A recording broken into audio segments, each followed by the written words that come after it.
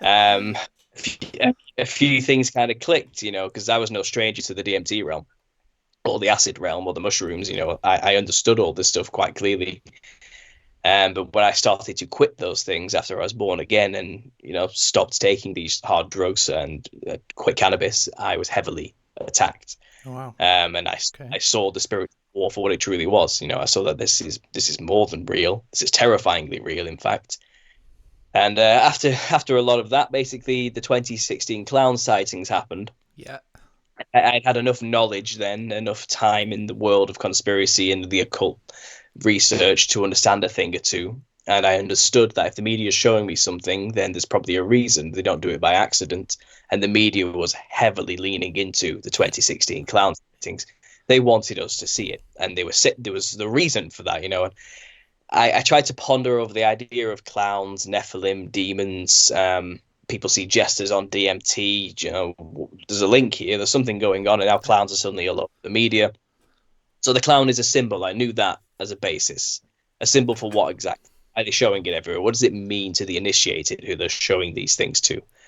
And that led me down a heavy, deep, insane sounding, but very real rabbit hole that it turns out clowns are a purposefully created symbol to represent the Nephilim of the antediluvian past. And they're Wow. used by secret societies to channel, summon, and venerate the Nephilim publicly without the public knowing that that's what they're doing. It's an occult symbol. It's a symbol that has a hidden meaning. Yep. To the public, to the profane, it's something silly for the kids. To the initiated within these secret societies, it's a method of channeling by wearing the costume of a clown, the spirits of the Nephilim who are now disembodied and trapped in this fractal matrix, the DNA jesters, to appeal to a more Gnostic age crew. But that's what it's the same thing as far as my research has shown. So they take these, they wear the costume to channel the thing. So this is most of my work on my channel. That's one aspect of it. That's the conclusion. But what I do is I prove through an anthropological study of folk traditions on every continent that they are still venerating or trying to scare away or in some way dressing like the Nephilim for multiple purposes. But the main purpose is to channel them. And you'll find there's a common thread throughout all these oldest folk traditions, oral traditions, and rituals by these cultures that they seem to dress in ways that are similar in aesthetics to what we would consider a Western clown. And I go on to prove that through all my work. And it's 42 episodes into a 7 year long series. I'm halfway through writing the book on the subject. And that's basically it summed up. Man, that's incredible. Thanks for that. Yeah, it's a ton of background, and it's very interesting the parallels between yourself and myself. So, yeah, back in the 2012 days, I had a conspiracy blog, and I was hip to the Mayan calendar, the doomsday, but then I was doing like spiritual, like DNA activation meditations and all that. I never went down the full psychedelics, like I did mushrooms a bit and stuff like that, but yeah, that's interesting. And yeah, I'd actually really love to talk to you about your journey with Christianity, because I've been pretty on again, off again. I was raised Christian, and then, yeah, I was pretty new agey. Then I found out about, Blavatsky and all that. And then I became Christian. I almost died, and I felt like I was saved by God. And then I became a devout Seventh Day Adventist, and then realized that was a cult. And then, yeah, so I'm back and forth. I know you speak a lot as well about Gnosticism and warning people on that. And, I have a lot of, I would say, Gnostic leanings, but I also see the bad in that. So I'd love to really dive in there. But what I would be curious about first is just your experience around demonic attacks. You had mentioned that it was only once you got off of the drugs and kind of going down that rabbit hole that you felt demonically attacked. So could you speak to that? Sure. So you have to understand, I was at a point in my life when I quit them. I just left university, and I had been living for the past since the age of 16, basically up until the age of 23, it would have been when I left university. I had been living that life of smoking weed, 5 joints a day, every day, non-stop, morning till noon. Being sober for me was like a trip. Mm. I was not a sober person, not even close. Yeah, Okay. yeah. And to be honest, when I look back after I quit cannabis in 2016, um, those 8 years of my life are gone. I don't really remember them. It's like it's like a dream. You forget because if you're when you're high all the time, it's like you're in that constant psychedelic zone of dream-like Dude, state. I've been there. I know That exactly what you mean. I used to be high all day, every day, and you just forget. You're just in a trance. Is it? I guess that's what you're describing. Yeah, well, those were the best years of my life. Those are the years where I made all my friends. Where I was as fit and as young and thin as attractive as I ever was ever going to be. I had a lot of fun at that during that time. I learned a lot. I went through college, I went through university, but when in hindsight, I don't really remember any of it because Oh, it was a dream to me. yeah, And it's like you forget a dream. If you're high for all those years, when you finally quit, you forget, just like you yep. forget a dream. And the thing is, during that time as well, when I was at university, I was doing class A's. I was taking cocaine. I was taking MDMA on the regular, going to raves as well. Mm-hmm. And I was microdosing LSD every other day. When I could import mushrooms in, I was doing that too. And I got hold of DMT quite a few times. I did about 3 settings of that with different people, spanned over about a 3-year period. Um, so I was hard into it, and Yeah. I was swimming in New Age philosophy, Eastern Mm-hmm. philosophy. What Alan Watts was the Zen Yeah. Buddhist. Alan Watts, Yeah. Westerner turned Zen Buddhist. I listened to everything he's ever said, Yep. every word. I hung on to it like a religion. Wow. It was.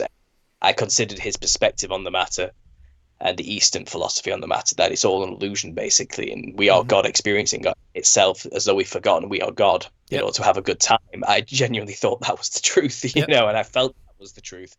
My artwork reflected this. I was an art student. I was heavily into sacred geometry, the flower of life, the mandala patterns, the platonic solids, which is reflected in my logo for my channel. You can see that's something I came from. Mm-hmm. Um, and I was obsessed with trying to understand the nature of reality. I was Mm-hmm. obsessed with it, the nature of the constructs. I'd seen enough to know that it's not as real as we Yep. would like to think it in a sober state. And I was obsessed with getting to the bottom of what does it mean? Am I God projecting the reality from my own mind, or is this, is there a creator? And I think, in hindsight, I was a perfect vessel for demons to live within Mm. because I was willingly doing the things they enjoyed. Okay. I was heavily promiscuous, Yep. high body count. Yeah. Yeah. I Yeah. was taking drugs regularly. I was raving regularly. I was in that zone of the perfect hedonistic lifestyle Yeah. because I didn't have a definition of good or evil. I didn't believe it existed. I Okay. thought it was just you live to experience because that's all you have. And when I look back at it, I don't really know what I believed. I was living in some kind of weird word salad, justified artistic world in my mind of nothing is real, everything's illusory. Yeah. I'm a god. Yeah. It's the fundamental basis of what I believed. Yeah. But learning about the conspiracy stuff and then learning about the Christian perspective made me question these things. And I was at a point at the end of my university degree where I'd burnt out every receptor in my brain possible. I was depressed. I was lonely. I was depressed. I was heartbroken. I had nothing left to give. I had nothing, and I had no answers. I was no closer. If I was a god, I was a pathetic god by that point. I wasn't certainly not in any shape or form to be considered something akin to the creator of the universe, and I was disillusioned with that concept as well. Yeah. And I've been hearing preachers, pastors of multiple denominations online preaching their own version of the gospel, whatever it was, but the gospel was still coming at me, and I was hashing it out Yeah. as well as still heavily into that Terence McKenna, Yeah. Alan Watt way of thinking. And I couldn't square the two, but for a long time I did have that philosophy that Christianity and the Zen philosophy are actually very similar in Yep. many ways. They actually have many ways of living in the world which are actually pretty much the same. So I did kind of go down that zeitgeist understanding that Jesus is basically a Zen Buddhist master, or if not Uh-huh. representation of symbolic representation of ourselves or the sun, and that we can all achieve Christ consciousness ourselves, and that Christ wasn't a real person, but a symbol or a message to make us realize that we are all Christ. So it's still going down that I am a God route Yeah. for a short time. I was swimming in the Gnosticism for about a year or so towards the end of my degree, kind of trying to square this Eastern philosophy and then this gospel. Yeah. I couldn't. From my perspective, I couldn't make sense of it straight away. I had to play around with the alchemical Gnostic principles. I was never really a New Age hippie. Yep. I was never into crystals and chakra alignments. I was never in that zone. Yeah. I didn't have locks or anything. I wasn't wearing tie dye. I have never been that guy. Yeah. I grew up relatively atheistic and logical. Yeah. If I can't see it, then I don't believe it. And then obviously after doing salvia at the age of 16, that flipped everything on its head because I realized, well, everything isn't what I thought it was, because what I see is not all that there is, because I've clearly seen this other dimension. So Yeah. that's what that heavy drug exploration from the age of 16 to like 23, 24. Wow. So come 2014, like I said, I'm at this point. I'm a puddle. I'm a mess. I have no direction in life. I don't know where I'm going. I have no answers. I've got this useless degree in art. I've got to come home and get a job, and I don't know what I'm going to do with my life. I'm lonely. I'm broken. I can't feel anything anymore. I was just a mess and probably borderline suicidal. So one day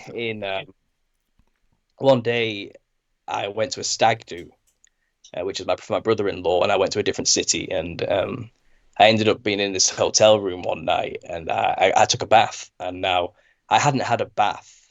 I'd only ever had a shower cubicle growing up, so I hadn't actually had a physical bath where I went underwater in about 15 years.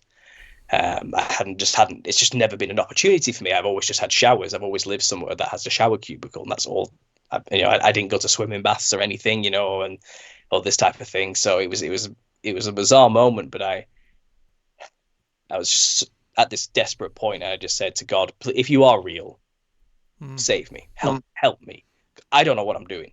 I haven't got a clue what I'm doing. Clearly, I'm not a god. If you are real, show me, help me. I need help. I asked verbally out loud. I was saying these things. I wasn't like just saying it in my head as a passing thought. I was on my knees, desperate in a sense. Just please help me. Like, come on, then, show me. Please. I need help. I don't know what I'm gonna do. And at the same moment, I went under the water in the bath, and then suddenly I shot up with this huge feeling of energy rush through my chest, and I run to the window, the mirror panting, and then it fades away, and I'm like, what the hell was that? I thought I was having a panic attack of some kind. But I realized it wasn't a bad feeling. It was like just a feeling of power in the chest. It's right in the chest. It was right in the center of my vessel, whatever it was. It wasn't a panic attack because it left pretty quick, And I realized it was a bit of a rush, like an adrenaline rush, and as well behind it, and it went. And then from that day, my life did change, and suddenly, it literally is the case of being born again. And I think I know what it means. It's a very literal thing. What I used to desire, suddenly I was repulsed by. I didn't want to smoke weed anymore. I didn't want to be addicted to nicotine anymore. I didn't want to drink anymore. I didn't want to do drugs anymore. And when I did do those things, I felt the conviction, and I felt that, what am I doing to myself thing? Like, what am I doing? Why am I doing this? This is stupid. This is not helping me in any way. And I understood. I used to justify it. I used to say to myself, yeah, no, this is fine. This is helping me deal with. Everyone needs a crutch, right? This is just mine. That kind of attitude. It's not a big deal. Yeah. But it wasn't like that anymore. I couldn't do that anymore. It wouldn't work. And slowly but surely, since that day, it's taken me 10 years. It's what is it? Almost 2024 since then. And at the start of this year, I quit nicotine fully from an e-cig where I'd been lowering the strength over the few years. People looking at what's making them say this 2016, so 2 years after that. It took me 2 years to fully just cold turkey say I'm not doing this anymore. Yeah, I'm still working on it. And it was hard. It was hard. It was a hard process. Don't get me wrong, but it was easier than I thought it was going to be, and God certainly was there every step of the way, encouraging me and helping me get through it. Wow. But I had to meet him halfway. I had to make the step. I had to do something. I had to give at least 30%, and he'll take me the rest of the way. And that's pretty much about the story of being saved for me. Wow. And it was a slow process of burning off the old self. I was clinging on to a lot of things. My ego was not letting go of certain things which I had held on to as a part of my identity. Mm, Who am I if I'm not the guy who smokes weed? mm, Who am I if I'm not the smoker? Who am I if I'm not the guy who sleeps around and yeah. has this? Who am I? Who am I? I needed to figure out who I was. I didn't know who I was. I was living somebody else's lives. I was living the lives of these demons within me. Basically, Wow. they were living precariously through me, and I didn't know who I actually was when I let go of all this stuff. And like I Mm, said, when you quit cannabis, you start to remember that you don't remember your life. Where's it gone? yeah. I've been so okay with just being in this weird world that I haven't actually accomplished anything in that time. Wow. And I don't remember my life. It's like it's missing, and Yeah. I hadn't done any self growth or work. So I had to start working on myself. And that's during that time, the channel took that turn. And that's when I discovered that in 2016, after I quit the cannabis, actually, funnily enough, is when the Nephilim clown thing happened and when I had this topic. When I started the series, and I got 2 years into it by 2018, and I had like 17 episodes down, and I was sober by that point. But I'd been working my way up in my job to be a manager, so it's kind of like life was getting better. Money was coming in finally. I had a purpose. People Mm, relied on me, needed me at work. I was in charge now, and life did just get better, and the debts got paid off that I was so worried was about heavily from seeped. university. A long And story. the addictions left me, and all this type of led to stuff another, started to and happen. basically And real, I in fact. felt the supernatural guiding hand through the whole thing. Wow, The man. support through it all, and Oh, getting rid of the demons. Demonic attack, getting rid of the demons was hard because I did have a lot of sleep paralysis during this time, physical visions and encounters. There was one moment where I was just sat in my living room minding my own business, and then suddenly it started to spin like I just drank a full liter of vodka to myself, and I went paralyzed, and the room became darkness from the corners of my vision as it swirled into this weird chasm of abyss. And I felt like I was dying. I felt like this is it. I'm literally dying here. My body's shutting down. My brain's dying. It's turning wow. off. I can feel my essence leaving me. And I just said, Jesus, help me. Instantly stopped. Wow. Back in the room. Yeah. And I've heard that well, before too. and that was edifying for my faith. That's one of those moments where like, okay, so it works. It's like God was trying to prove to me. It's like he let the demons have at me for a moment, and I used the full armor of God and the weapons we've been given through faith, and through belief in Jesus to fight this spiritual war, and he proved to me it works. Wow. So I couldn't, from my own personal experiences, deny it in any way. I'm died in that's it now. I believe I'm Wow. done. There's no going back for me, and I've let go of all these old philosophies I used to have that of nothing but vain nonsense to make me feel like I am a god and make they feed off my pride. They build up my pride and my wants and desires as a human to have power. That's all these philosophies rely on to have any power or sway in your own life. And Mm, I was humbled. I was made clear that you're not all that. You sort yourself out. You're a mess. You don't even know who you are. And yeah. it's kind of I I learned a lot in the 5 years after this because like I explained before the show, come 2018, I had this series in full swing. My workplace actually found out about the channel and they made me stop. They said, you can't have this channel and be a manager. I had just become a manager, by the way. I had just become one and I'd worked hard to get there.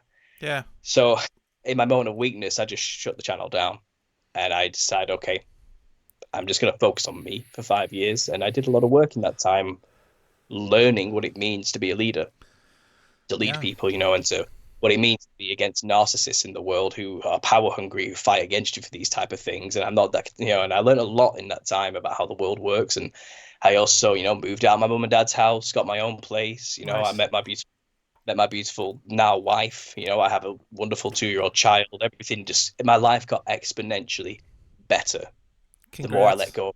The more I let go of my old self and kept my focus on God and Congrats. what it means to actually be sober and clean and keeping your focus on Him. And the results are there in my life to make me believe it works. It works. And those other philosophies, those other beliefs, the drugs, these vain ideas that you are somehow Christ, all that stuff, it leads to death and misery and pain. Yeah. It's not going to, it will not save you, and that's my message basically. And I get a lot of people who hate me for saying this. I get a lot of hate messages from people No, who think I'm just some, they think I'm an absolute moron, idiot, stupid, myopic viewed Christian who just doesn't understand the world. But they don't get it. I wasn't raised a Christian. I wasn't born into a church. I don't even go to church now. I think churches are naive. I don't think they actually know what's going on at all. And they're not my people, in that respect. yeah. Sure, they may be and have the gospels, but they don't know anything about the stuff I know about. I'm not. I think they have this idea of what a Christian is in their mind, and I'm hoping to prove in my channel, no, it's not that black and white. You can't Yeah. just die cast that. Yeah. And Well, you know, yeah. I it's so interesting you say all this because I've had so many similar experiences, but also we've deviated. And so I'd love to really dive into that more because pretty much where I'm at is, back to what I was saying before. I found the New Age thing, it was a psyop in itself. It led to a lot of destabled, broken houses and families. Like, guys, if you look into the New Agers in 2013 after the 2012, like, people were broken people, right? And so I saw that in the New Age, and then I saw the debauchery in the modern world. Like, it's clear there is some non-human evil thing running the place, and I clued into that when I was like 12, right? And so that really gravitated me towards Christianity, and also the the gospel itself of Jesus, right? The concepts in there there's such a deep spiritual truth within it, right? And so, but then, so why I currently don't identify as Christian, even though I would say I'm very Christian adjacent, is because I went through it for years. I went through many churches. I went through also seeing the downsides of Christianity. It's almost impossible, I've seen, for Christians to not judge other people. And the lack of belief, like when Jesus Christ says the Spirit of God dwells within you, I believe that. Like, I've felt God my whole life, and like my, chakras, I felt them since I was a kid. I'm not an especially like woo-woo person. I literally just felt those energy centers in my body since I was 8. And I used to go to like the emergency room because I thought I was having health issues, and finally someone's like, those are just like chakras, right? And I never got any understanding of that in Christian circles, right? And then also, I've started to more and more spend a lot of time in nature, and I realized, being in nature is where we need to be. Like, I don't worship nature and hug it, but I realized that there's a deep grounding and spirituality in getting out of the modern world that I think is largely a prison and a trap, which I think you'd agree with, and being closer to nature, right? And I think most Christians have a psychology of almost, just dominion over nature and the natural world, and a lack of appreciation. Like, whenever I see, like, I live out in the mountains in the middle of nowhere. Every day I see the miracle of God. When I see the mountains, when I see the trees, when I see animals, when I see my own deaf, blind dog, I see God in that. And I never found other Christians who really vibed with that, so I always felt like an outsider. And then also it was just the perceived moral implications. So, like, I traveled abroad to Thailand and stuff, and I met, Buddhist monks and other people who were some of the most beautiful, ethical, moral people I've ever met. Like, almost like, angels. I don't want to get biblical here, but just beautiful human beings. And, all my churches are saying, unfortunately, these people are going to hell, right? And the people who were telling me this were people who were living crappy lives, judgmental, and weren't really, I would say, spiritually evolved at all. And so, that was a very hard thing for me to reconcile, right? Is that I believe those were people of God, and I believe God was guiding them, and I believe God's written like his or their hearts on, like their law on our hearts. So there's a lot of principles in the Bible that I really vibe with, and also the nature of evil, right? I don't like the subjectivism in the Gnostics and New Age.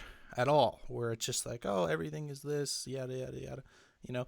But so I've really struggled with that aspect, But then also, yeah, I would say, yeah, in terms of Christianity, I do see. I don't. It is very much a choose your own adventure, right? Like most Christians don't believe the whole Bible. They kind of gloss over some sketchy stuff in the OT. Like I don't want to worship a God that at one point thought eating shellfish was a death sentence. And so Christians kind of do pick and choose. Like I don't know if you think the world is literally 6,000 years old or not, or what elements you buy into, but with Christianity as well, it's hard to define what is a Christian as well. So yeah. So but what's interesting is I still feel so drawn to it. Like I read my Bible, I pray, I also meditate, but I feel really drawn to the message of Jesus Christ. And I think there's a deep spiritual truth there. So yeah, I guess I'd just love to get your thoughts on that, because it sounds like you've gone through a similar journey, kind of in a different way. Yeah, I mean, look, there are some bad Christians out there. There Yeah. are. Yeah, like I said, I've been there. I've seen that. And I think that a lot of Christianity, like you said, this need to put nature down and to dominate. I get that attitude. I've been accused of the same thing apparently. But if you go to my Instagram, you'll find I'm a nature photographer. Yeah. I love what God has created. Yeah. But I wasn't thinking that way when I was taking those photos. I just love nature. And I think it can go two ways for a lot of people. The love of nature. It can be, okay, nature's beautiful, therefore I'm going to venerate it, or nature's beautiful, something created this. Yeah. I want to get to know him. It can go one or two ways. Yeah. And I'm there. Yeah.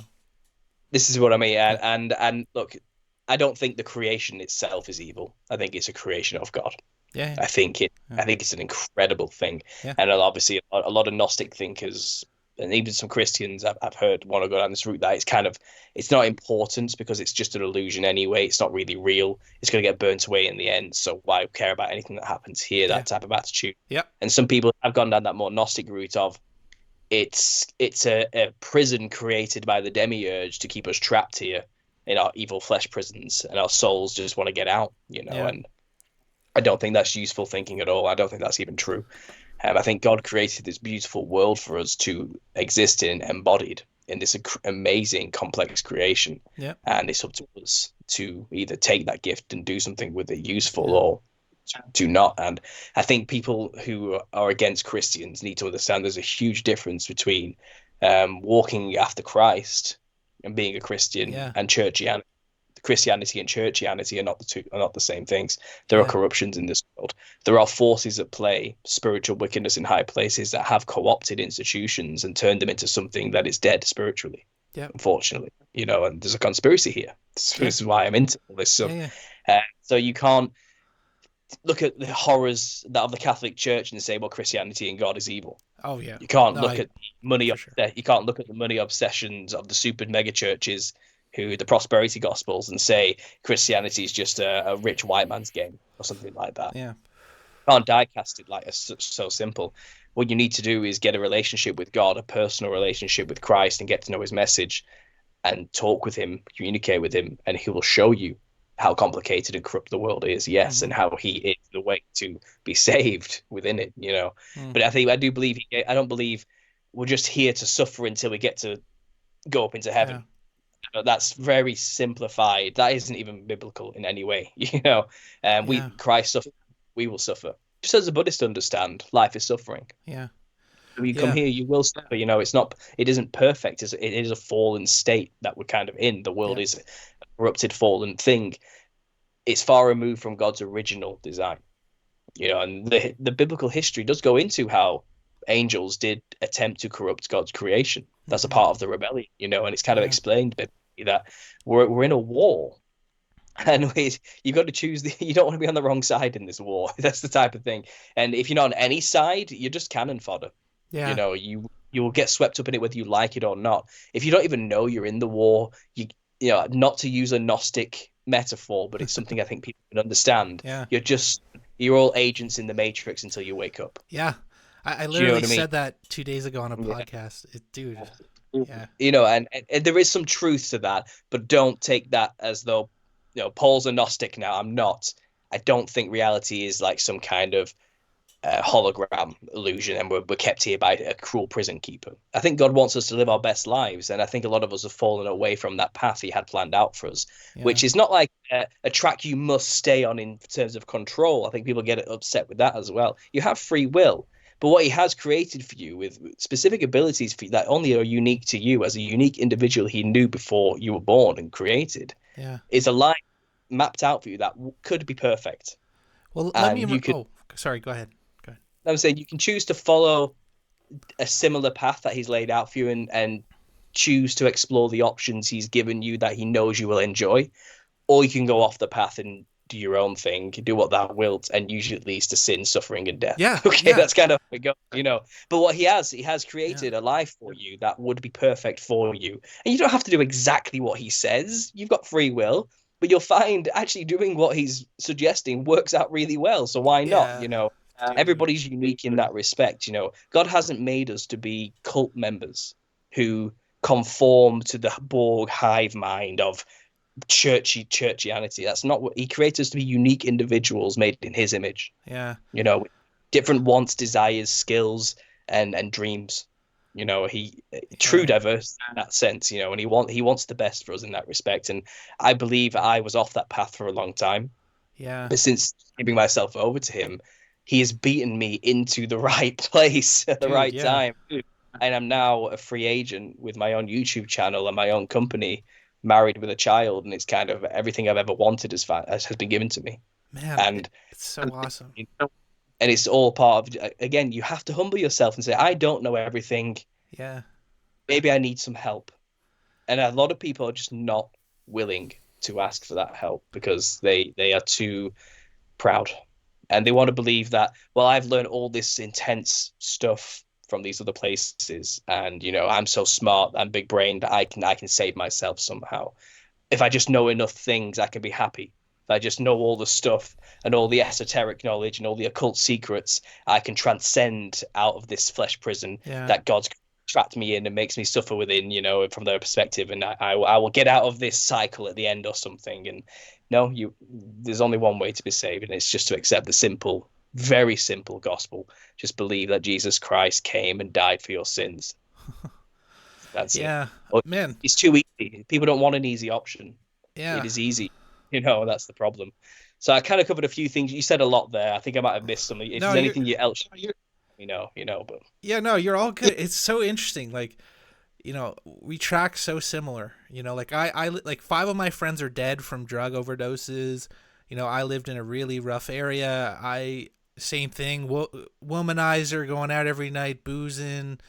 I was working a job I hated downtown.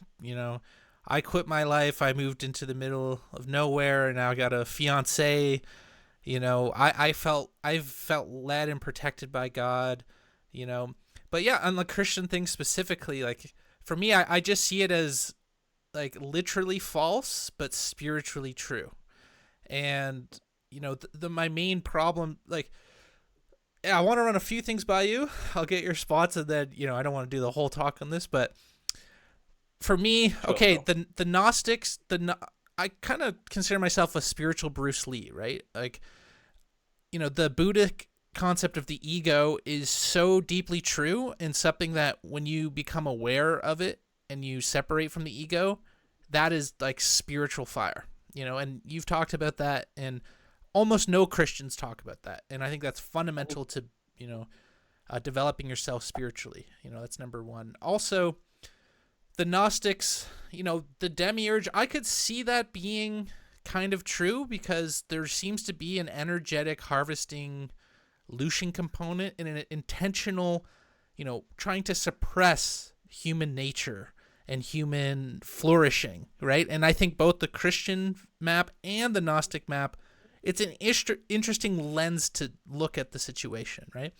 But with original sin, that's something I really struggle with. My biggest problem with Christianity and the way it's interpreted is the idea that we're born, like a child is born into sin, right? And by nature of merely existing, that, you're hellbound, right? And many Christians have different approaches to that. I actually, funny enough, believe there is a hell realm. Like, I do think that based off your consciousness, you will, go to lower or higher realms. Like, I've seen that as likely true, right? So, do you see what I'm trying to get at here? Like, I kind of, I'm very adjacent, but these are some of the issues I've kind of struggled with. And then also with consciousness, like, I've experienced the power of, like, positive thinking, like doing prayer, but visualization, and that actually bringing reality to existence, and then that being explained by, say, quantum theory or something like that, the observer effect, and I've seen this in my own life. Like, if I become really positive and full of gratitude, like, miracles just happen in my life. People come up to me, like, God will present things to me, so, like, I've seen a lot of that new agey kind of philosophy as well, be true and work for good, and I see that as God, right? And last thing, and I'll give you the floor, then we'll talk about clowns because I really want to. But Yeah, yeah. I also struggle with just anthropomorphizing God. Like, I believe God is infinite, maybe ultimately knowable, but unfathomable with our human minds. So I think, there's a knowing within us that is of God, but for me, I'm not judging you or any Christian, but when Christians talk about the nature of Christ and Jesus and all of that, it actually feels almost blasphemous to me, because I'm like, I don't want to pretend to understand the nature of God or what God thinks about me or its judgments. I want to try to understand or comprehend or, pray for understanding of some kind, but I see Christianity as just like anthropomorphizing, creation largely. So I threw a lot back at you. I would love to get your thoughts because I find this totally fascinating. You did say a lot there. Let me try and figure out where to start. So, first of all, the archonic looshing aspect of reality. Well, the Bible does explain that yes, we are in a corrupted world because there are actually entities that do not work in our best interest, which are in rebellion against God from his original design and creation. The Watchers mated with human women and created Nephilim. And those Nephilim were tyrannical rulers, giants that basically cannibalized us. This will get into the clowns later. This is linked the history for it. Um, the Watchers who did this were punished and sent into chains in Tartarus. But before that, they had to watch the children they created, these tyrannical, bloodthirsty giants, Yeah. kill each other, and that was their punishment.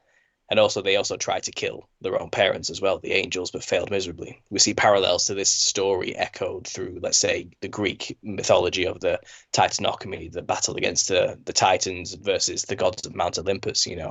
It's stylized and well after the fact, but it's echoes of this ancient battle that happened between Yeah. the giants. But they had children, the giants. They had their own children with human women. Those children had children as well, and that corruption didn't just end with that initial battle. Then the flood came to kind of reset this issue, to get rid of the built infrastructure for this world run by these entities. These who did this on purpose. The sole intent was, we need to corrupt God's creation because he has put man above us. Yeah. He put Adam above us, and we were here first. Basically, it was jealousy and pride that made that decision, corrupt God's creation. And it's this.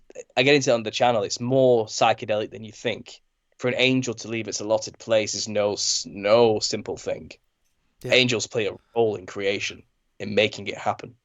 For them to leave their place in creation has psychedelic consequences. It breaks the machine. It's like removing a cog from a clock. Okay. That's the role the angels play. They have things they have to do to make the thing happen. They're a part of creation. The thrones, for example, and the wheels hold up the firmament. It's described in Ezekiel. That's their place. They can't move. They're not allowed, but they're an angel. That's the point. And a lot of these were dragons, you know, as depicted in the old times, who were water dragons, sky dragons, earth dragons. They had an element attached to them because they were intrinsically linked with the earth and the creation itself. So the rebellion of a third of the angels is no trifling situation. I think it changed the structure of reality in an extremely psychedelic, incomprehensible way when it did happen. Okay. Okay, so that created demons, the offspring, the Nephilim who died. Their spirit, the thing that animates their flesh, didn't leave the earth because it was never supposed to exist. It has nowhere to go. It's not compatible with leaving this realm in any way. They are strictly carnal, fleshly, earthly beings. They don't have a higher spirit connected to God or anything. They don't have that in them. You know, Yeah. they don't have the ability to even perceive goodness because they have no connection to the source of all that, which is the God himself, you know, the creator of all things. But these are demons now, which are still here. They never left. Mm-hmm. They just don't have a body, you know. And the DMT realm, which I think we very well perceived during that time, was just a part of our normal day-to-day life and our Mm-hmm. abilities as man. That's where they are. Yeah. They're still there in embodied form, and our ability to see them was taken away from us after the flood.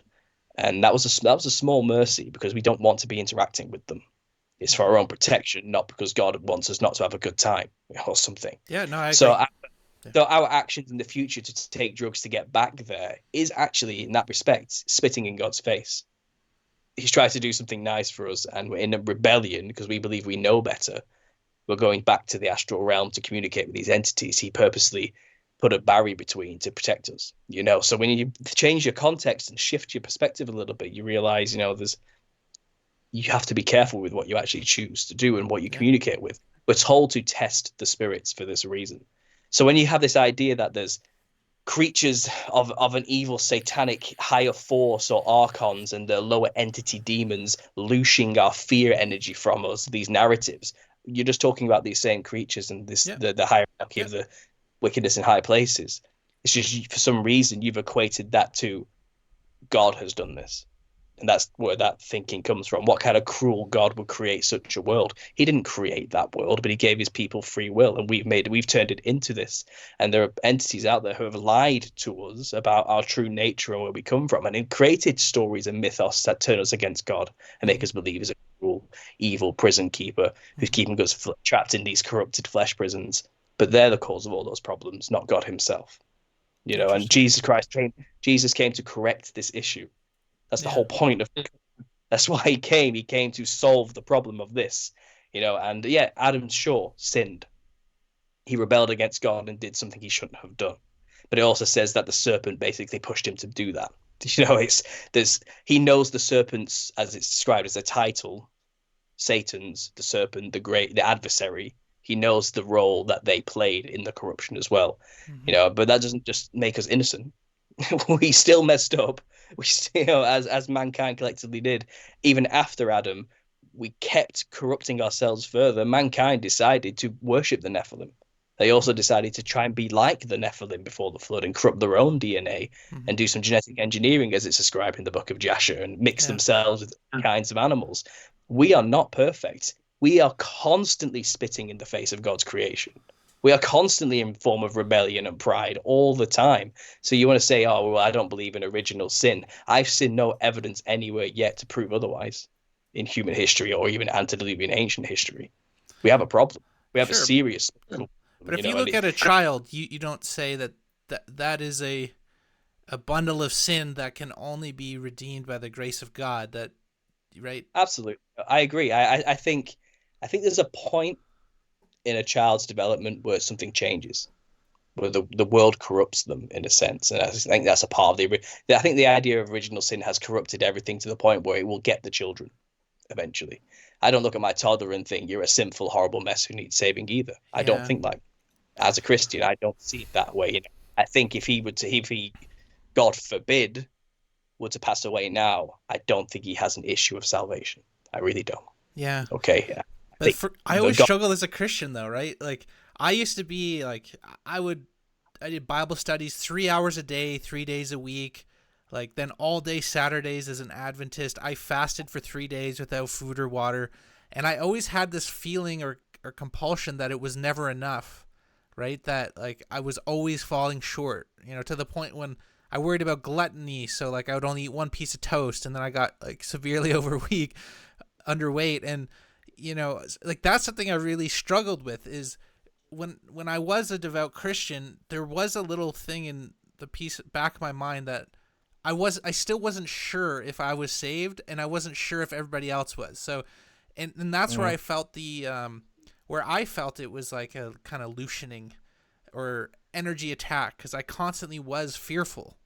Yes, I was accepting Christ's grace, but then I also felt like maybe it hadn't worked, and then Or everybody around me was going to remember, hell. the adversary, Satan, he is an accuser, and if test the spirits behind these things. If you're in an environment that's putting you down in that accusatory way and makes you get in this knot in your mind about your relationship with God, that's between you and God, not with these churches or these structures demand that you must follow their way or else, and judgment is his. It's nobody else's. No man or a leader of a church can tell you about your walk with God.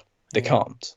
And this is why I'm not a member of any church. I'm a non-denominational Christian. I think that's the best name I can come up with where I fit into the category. But I tried the church thing, and it is spiritually weak, and there's no meat in what they're teaching. They're not talking about these concepts or tackling these issues in any way, and they create weak Christians who their faith is easily shaken as soon as one stumbling block comes along. Like, for example, what are demons?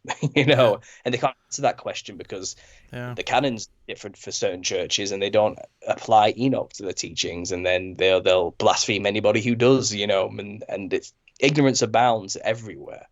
No, I can't say I don't know all the answers. I'm always learning stuff. Don't get wrong. I'm not a pastor. I'm not a minister. I'm not a leader of a church or anything. I'm on my journey, my walk with God, and I share my thoughts and feelings along the way with people like yourself who are also thinking about these things. I don't, because judgment isn't mine. I've been there. I've been in these places, these horrible pits of confusion and trying to figure out what's going on. Find is, as time goes on, you get shown the answers. Not necessarily told, though scripture does have a lot of the answers if you just go look, and get deep into it. But God has a way of just showing you these things. Like, for example, I'm just speculating here about the whole issue of a child, for example.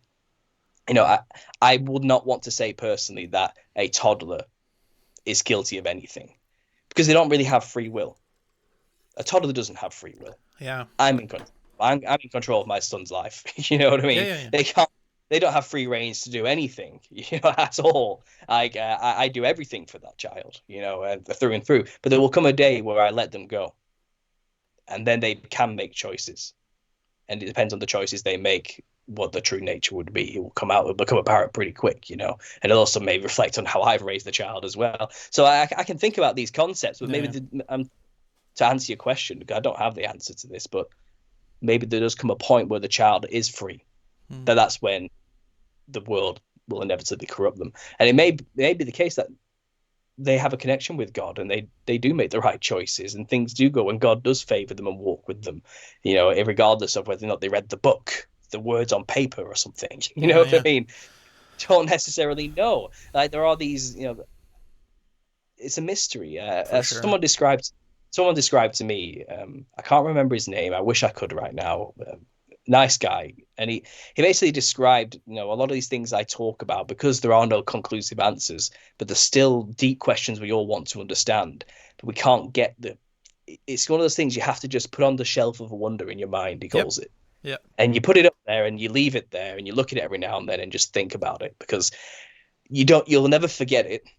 It'll always be there as a question, but I think from our perspective as limited humans, with our abilities to process the spiritual concepts, which is very limited, I think it's some of these things we do have to just put on our shelf of wonder and just let it sit there.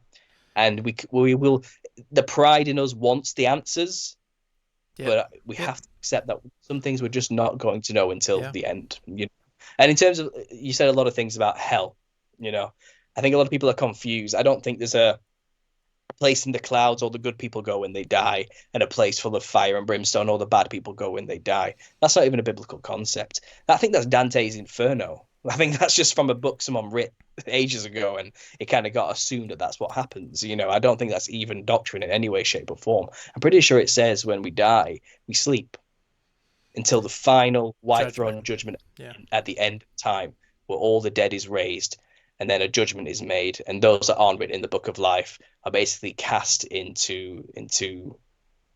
It says kind of like a fire, but it's implying it's just erased. It's not eternal torture. You get what I mean? But if some people have argued it's like a refining process where you'll go through a process of maybe a painful process of burning off the sin so you can come out the other end clean in the end Yeah. anyway. There's loads of speculation of what happens here. But Yeah. this concept, oh, well, if you do bad things and aren't saved, you're going straight to hell. That's not actually technically biblical. Yeah. Like, it Yep. doesn't No, that's say true. Yeah. so. But that's a churchianity problem. That's what's preached from the pulpits of these controlled organizations that have a vested interest of a tax-free rebate and all these. It's something else. It's become the cult of the pastor rather than the following the ways of Christ and the teachings of the Bible. There's a lot of corruption in these teachings. Don't listen to what the people are saying. Read the book, because the book will tell you.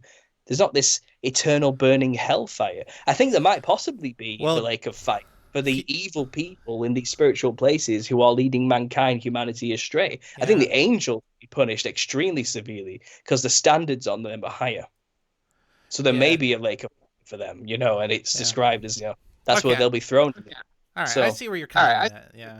yeah. Because I mean, you can argue both biblically, right? They talk about Jude, eternal. They suffer punishment of eternal fire. Mark, where the fire never goes out. But then there's exactly as you said. They die. We go asleep. Then there's the final judgment, and then you're tossed in a pit. So, anyways, I don't want to bog everyone down too deep in scripture, but I really, really vibe with what you're doing, man, and I really appreciate like you're standing out for Christianity in a time of the most weak sauce Christians on the planet. And so I really love that. Mad respect.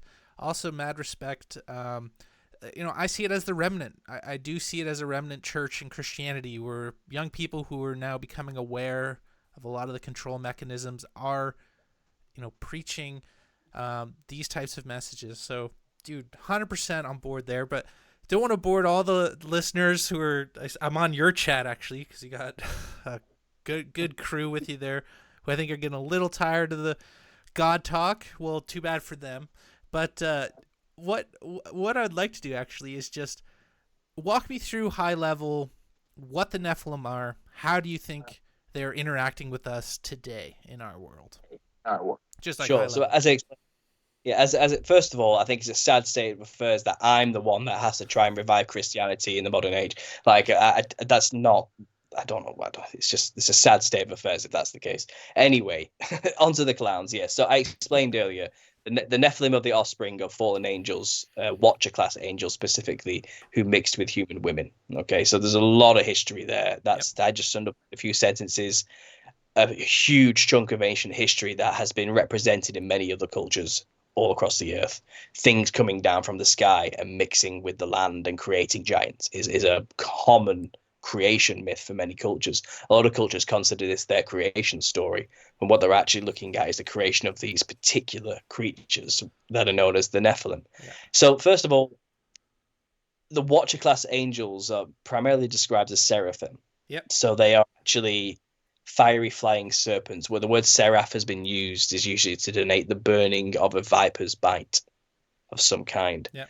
There's descriptions of the Watchers and the class of angels that they do have serpentine features, specifically in a book of Amram. It was found in the Qumran caves with the Dead Sea Scrolls, but it describes a vision of, I think it's Moses's grandfather or something. I can't remember the top. I've written down my book, but right now I've not referenced it in a while. But just go read the book of Amram for yourself. And he does say that he has a vision of these two angels, and they look like adders. They look like vipers. They have the skin of an adder in the face like a viper. But they're angels, and they're talking to him. And they're saying, which one of us do you choose?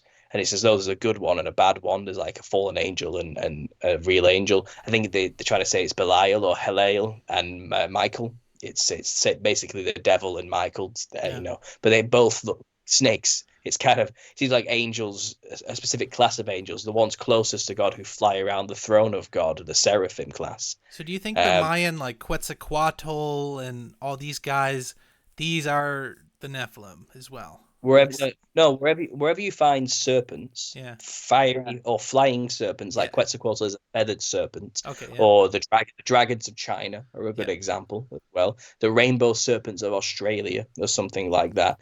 Sky serpents, Yep. big snakes in the sky, flying serpents, fiery, whatever that is. You're talking about the Watchers. Okay. These are The the Seraphim. angels. These are the angels, seraphim Yep. angels that were appointed by God to watch over humanity. Okay. Okay, they had a job. They had a job to play, an important job to play, to look after us. Basically, they didn't. They rebelled along with the rebellion and decided Yeah. to mate with human women. And as a Right. result of this an unholy union, not ordained by God, a creature was created which is known as the Nephilim. And these were hybrids. They were half angel, half human. Now, primarily when people discuss the Nephilim, anywhere in the past when I was doing my early research on the Nephilim, you're going to see images of incredibly hench-looking humans who are just really big. Yeah, like 6 foot giants or like 8 foot giants, six Well, fingered man, right? That. you'll see drawings and depictions and artwork of really, really big humans. Okay, and they look like incredibly hench Conan the Barbarian style men. Mm-hmm. And people say Nephilim because you've got a small man stood next to him. Okay. And people have always leaned in naturally to imagine that the Nephilim would have just looked like humans, but really big. Mm-hmm. But that's not at all the case. That's not what history tells us, actually. When you look outside of the Bible and look at folk traditional cultures around the world who talk about the builders of their civilizations of the ancient past, they call them their ancestors. And their ancestor spirits they still communicate with today. They don't depict them looking human. They depict them looking like some kind of psychedelic, fractaled, polka dot feathered Yeah. serpent monster. Okay, because that's what the Nephilim actually looks like. They looked like a hybrid between a fiery, flying, snake, divine angel monster with a mammal, a human. So, can you imagine what that would actually look like when come together? Well, my entire theory basically purports that it looks like a clown by our standards today. Sounds like my So, ex-wife. Ayo. so, Just. so there were many classes and denominations going down from the original Nephilim. Okay, because like I said, the Nephilim themselves then mixed with human women and created quarter demi-gods, quarter gods rather Yep. than half gods, and Yep. their children also, and it's explained actually as the in the book of Enoch, I think it is, as the Eliud, or the Yep. first class below the Nephilim, then the Elio are the children of the Nephilim, the grandchildren of the Nephilim, and the great grandchildren, and they get smaller in each iteration, and then variation starts to come in. You get hairy ones, you get weird looking ones, you get long necked ones. Things start happening, and they're not as clownish as the original Nephilim were. I think they started to get a lot more human the more watered down the genetics got, and instead you got like eventually you got like 9 to 10 foot tall Nephilim creatures with elongated heads, but looked pretty human. Mm-hmm. Do you know what I mean? They had weird long features, like longer noses, longer cheekbones, elongated foreheads, snake stuff, Yeah. like stretched out stuff, big smiles, maybe wide mouths, but they looked relatively human-esque, and they were just tall, like Bro, 9 to 10. is These are lower. Rothschild Nephilim? You've probably seen it. They got those elongated skulls. What do you think's going It's on there? I do believe the people who have placed themselves in positions of power today and control the world in the Illuminati sense, the conspiracy sense, they do believe themselves to be descendants of these people. Yeah, that's basically why they think they have the right to rule us all. Yeah, right. Yeah. What do you think about that, though? I think it's true. Yeah, I think Yeah? it's highly likely that the big players are descendants of the Nephilim. Yeah. Okay, and do you But think very, that? Oh, very watered down though. I don't want to go around playing the "you're a Nephilim" game to people. kind of like. Right? It's not for us to decide who is and isn't Yeah. actually a descendant of the Nephilim. It's a very dangerous game when you start playing that. Yeah. What's the conclusion? If you can start telling who is and isn't a lizard person, what's your conclusion? What are you going to do about it? It can lead to people killing people, and it's stupid. You don't know is and isn't, so you can't make those calls. Is where I draw the line. So this is the whole wheat and the tares argument in the Bible. God says, "Let them grow together." Yep. And then in the harvest at the end, they'll be separated when you can finally tell the difference between the two. But until then, they look the same until the final harvest, you know.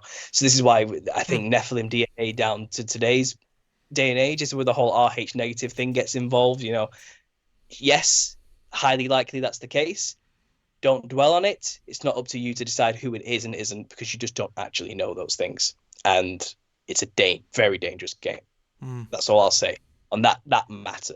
Yeah. But in terms of but the modern day Nephilim, earlier iterations of Nephilim didn't look that other than human. They got more human the more diluted it became. And this is the whole point of mankind's DNA got corrupted because of this interbreeding with these hybrid creatures. It became a mess, you know. It says that Noah was perfect in his generations. People argue he was a sin-free in that respect, but it's highly likely they were more or less talking about his genetics. He hadn't hybridized. He was still a human as God ordained from Adam. You know what I mean? Nothing had really changed. So anyway, that happened. The Nephilim were created, ancient stories, but the biblical narrative is one narrative. You find all cultures on the earth have their own version of dealing with these Nephilim, and they describe them with different names, their own artwork, their own cultural depictions. Okay. And then oral traditions have passed down to the modern day that still maintain that these creatures were their kings and rulers. They're the ones who created they were the mound builders. They built the megalithic structures. You know, they did all these things. They built these civilizations that our cultures originate from. So they refer to them as their ancestors.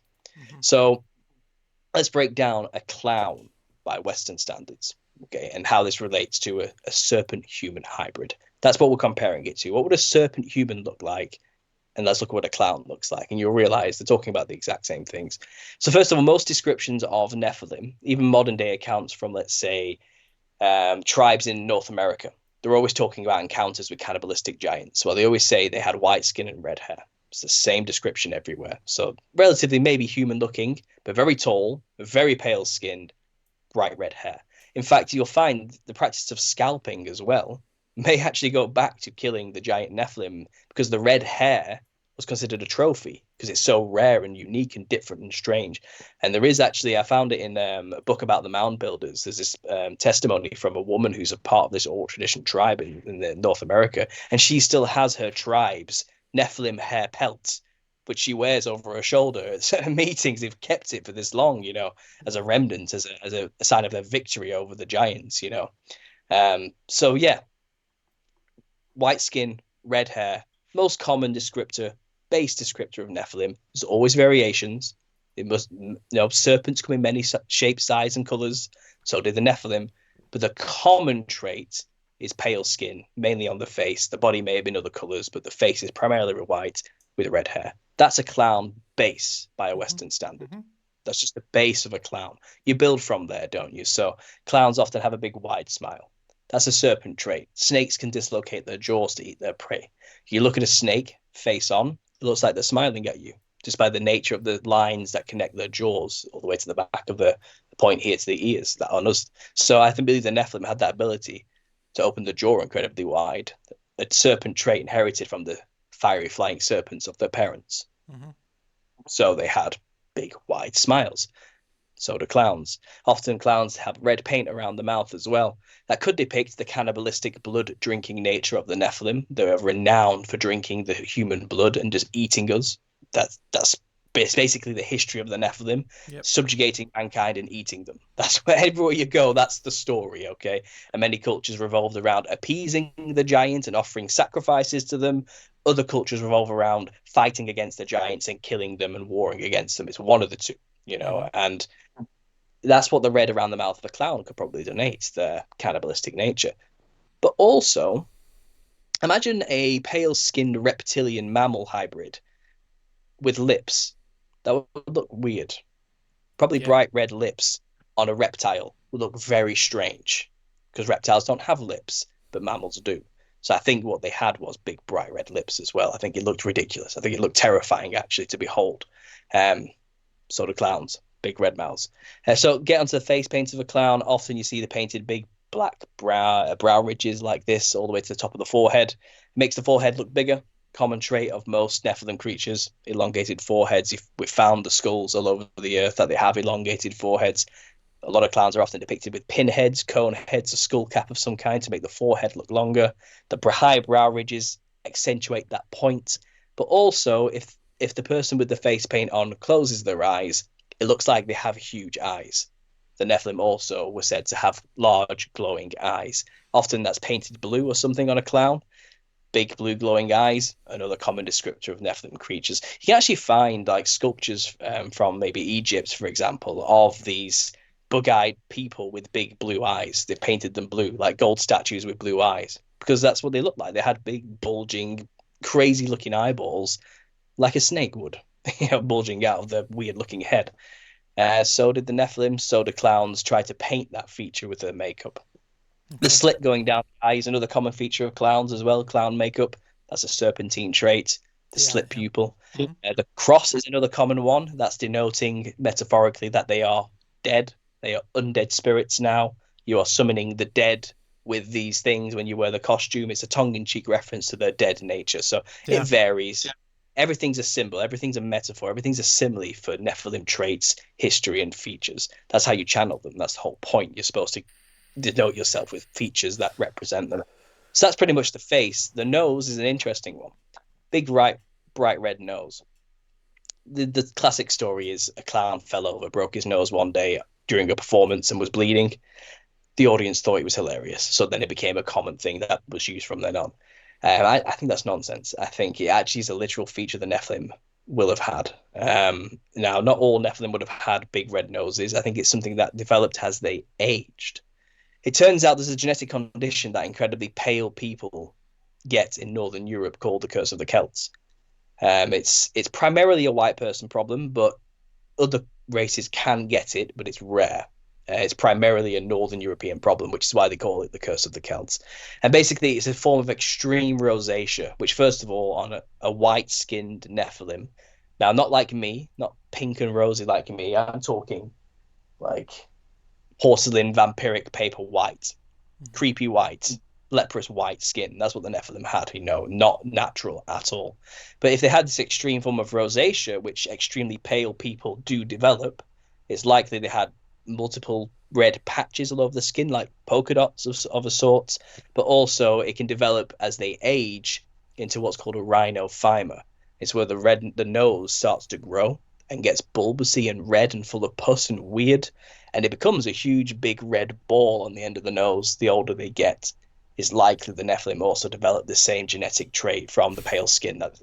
So they would have Wow. had big red noses the older they actually got. I'm not joking, it's a real genetic condition that incredibly pale people do develop. So there's a scientific possible reason for the red nose. That is a Nephilim feature once again, which is why clowns use it, because you are trying to summon with the costume in an occult sense the Wow. spirits of the for them. So that's the Yeah. makeup. Costume, psychedelic colored fractal patterns. That's serpent skin. That's reptile skin. Nature's palette is incredibly psychedelic. There's nothing more psychedelic than, with exceptions to an octopus, something like a reptilian. Okay, they are so psychedelic in nature. Like they can a chameleon can change.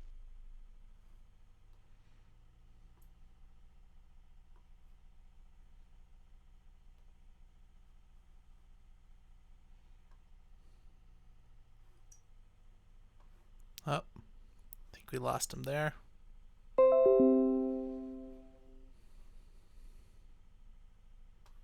Paul, you still there?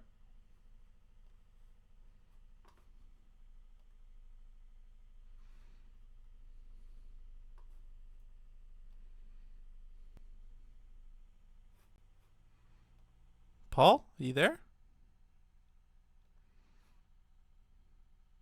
I think we lost him here.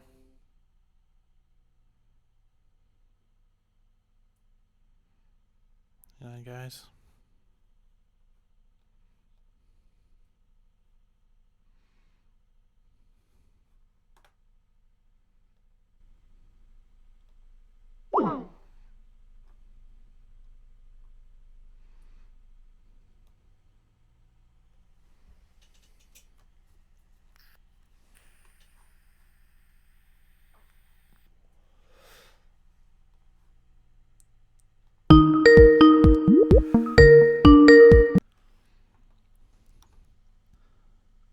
Hey, Are we man. back? Yeah. We're back. There we go. All right.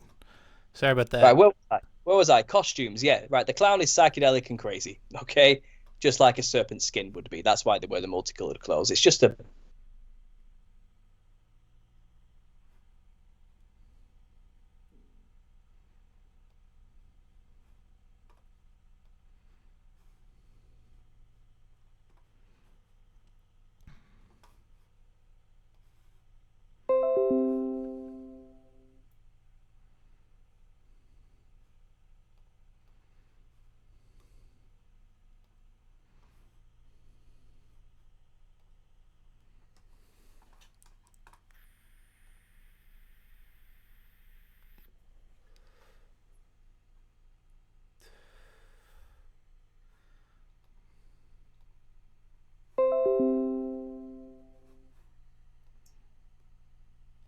Paul.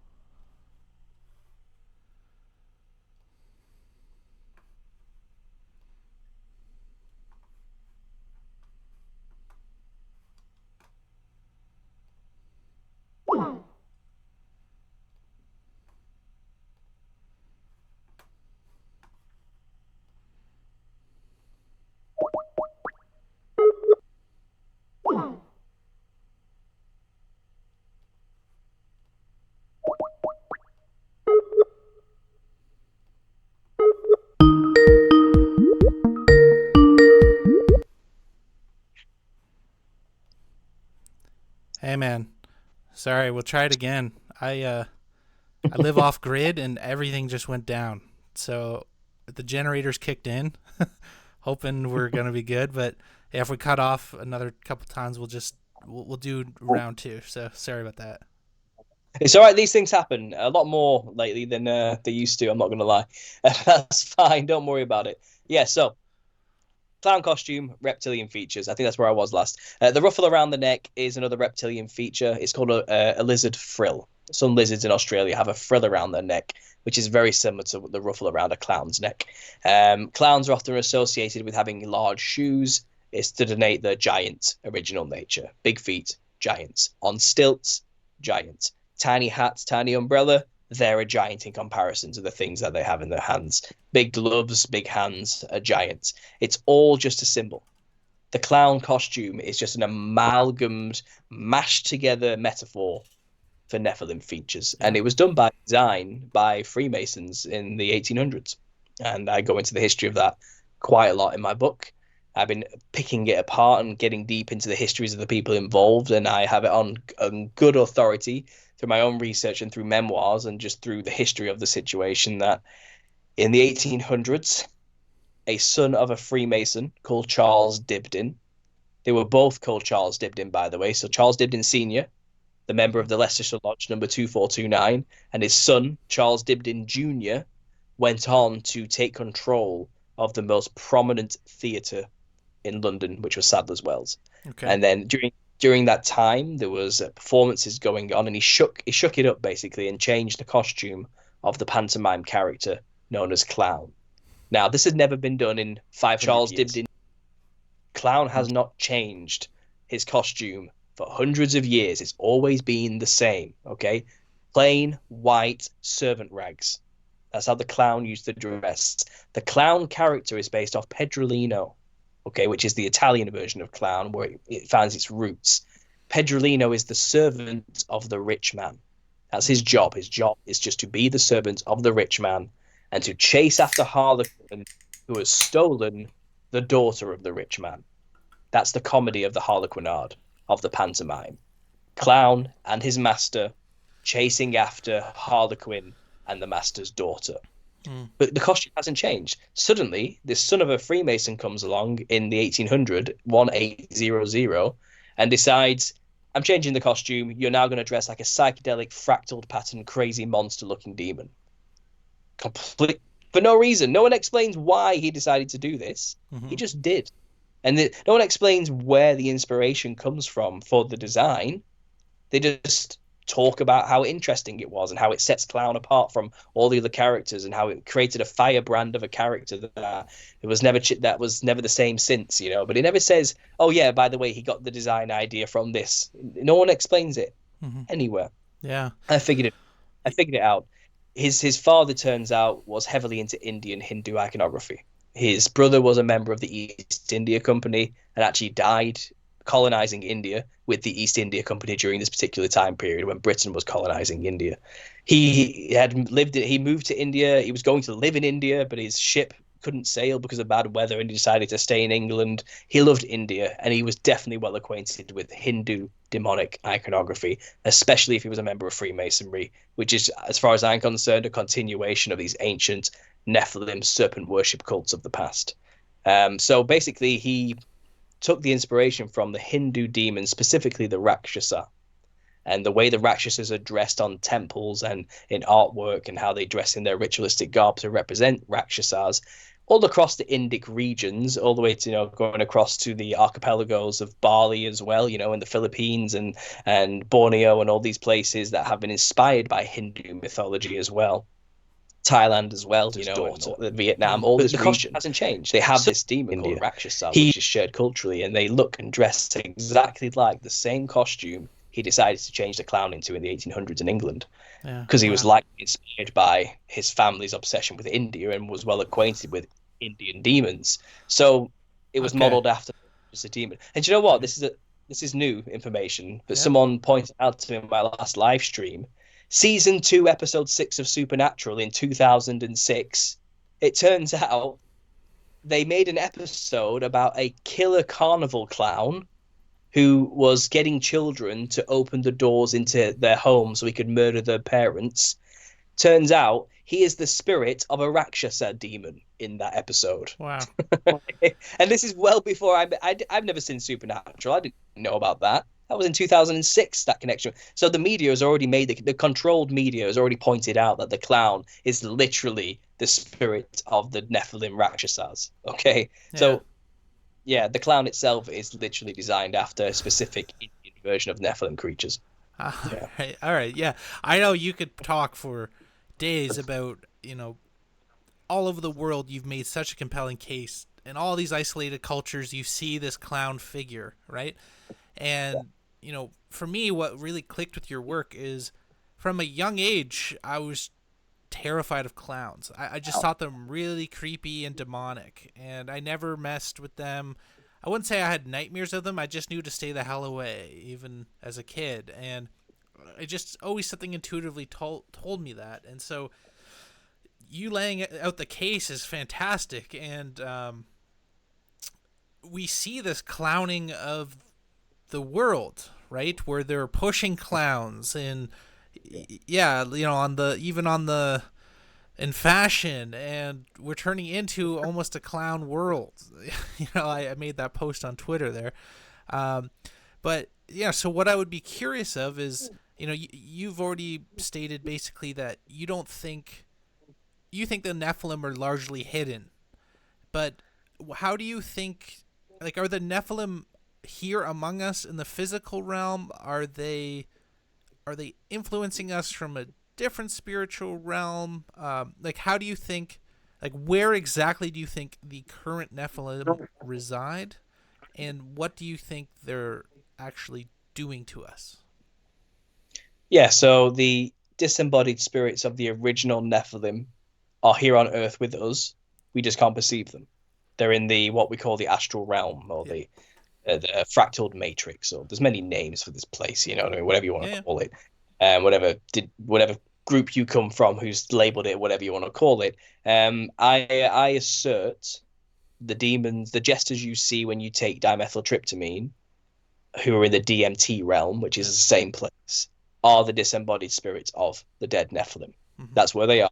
That's where they reside. There may be some humans alive today that have Nephilim DNA within them in very small amounts, who have put themselves into positions of power and perhaps are in some way better channels for these demons in these other realms. But the original half angel, half human demonic entities, which is what they are, they're now called demons. That's what they're called now, but in our culture's terms. But what they used to be were Nephilim giants.